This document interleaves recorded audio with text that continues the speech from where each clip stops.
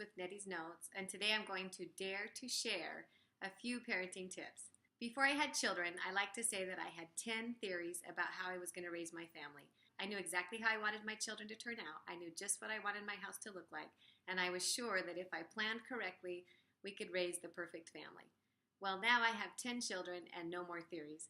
Parenting has proven by far to be the most difficult task I have ever faced and continue to face today. There are so many ups and downs and ins and outs and unknowns in parenting that it's very difficult sometimes to stay cheerful and happy and feel like we're making any progress at all. When my husband and I were first married, we decided to talk to parents that seemed successful and happy and had a plan for their parenting. And we tried to glean as many ideas as we could from these parents. Today I'll share 3 things that have worked for me over the past 20 years of parenting. The first thing I would like to share is Darrell Hull's book, The Art of Teaching Children. This is a very old book published in 1975, and it talks about old-fashioned ways to raise children. I like this book because it has sound principles and sound ideas.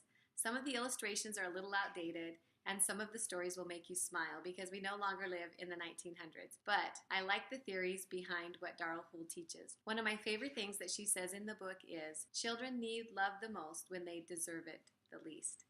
It's hard when a child is misbehaving to put your arms around them and hug them, or to forgive them, or to feel like you can move on.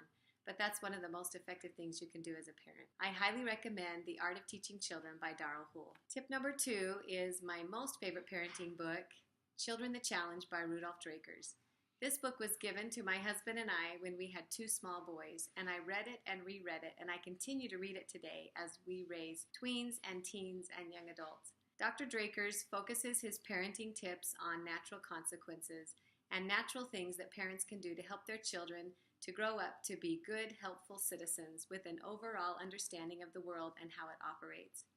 I love the simple stories that he shares because they help me relate to my own situations and the things I'm dealing with my toddlers and tweens and teens. I love reading and rereading Dr. Drakers' book, and sometimes when I'm feeling at a loss as a parent, I just open up the book and read a chapter or 2 and kind of refresh my mind about how natural consequences work and how the parents can do things to teach their children in natural ways. I highly, highly recommend Dr. Drakers' book, Children the Challenge. My third parenting tip is to look at the Bible as a source of guidelines in parenting. If we look at the Old Testament, we learn about the children of Israel who were just coming out of bondage in Egypt.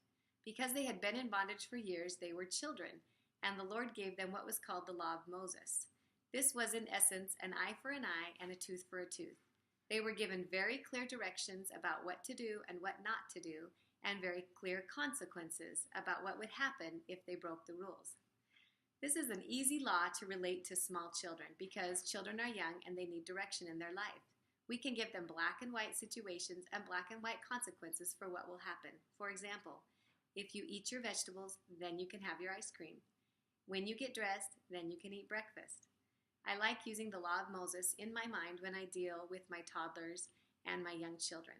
However, in the Bible, then the children of Israel came into the land of Jerusalem and they established their city and they grew up, so to speak, and they received a new law, the law of Christ. The law of Christ is in essence, love thy neighbor as thyself. It's more principle-based and open to what is best in the situation at hand. As children grow up, we can parent them using the law of Christ. When they get older, we don't have to remind them every day to brush their teeth or to take their backpack to school. They can just use the principles they've learned as a child and start to govern themselves. I like to keep this law in mind as I deal with my tweens and my teens. Remember, they understand the principles and let them govern a lot of it themselves as much as possible and deal with the consequences that come. Sometimes parents mix these 2 laws up. They think that it's best to have children run free when they're young without a lot of strict standards or guidelines. But then they assume that when children become teenagers, they'll crack down and have a curfew and a few more rules.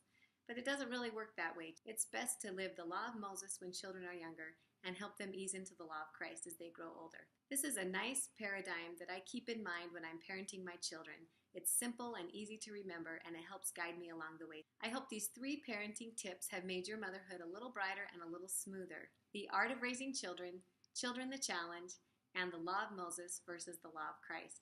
Remember, there is no way to be a perfect mom. There's no way to be a perfect parent. There's no way to perfectly manage every situation we're in. But there are a million ways to be a good mother and a million ways to be a good parent. Best of luck on your parenting journey ahead. If you like what you're hearing, remember to subscribe and share. See you next time.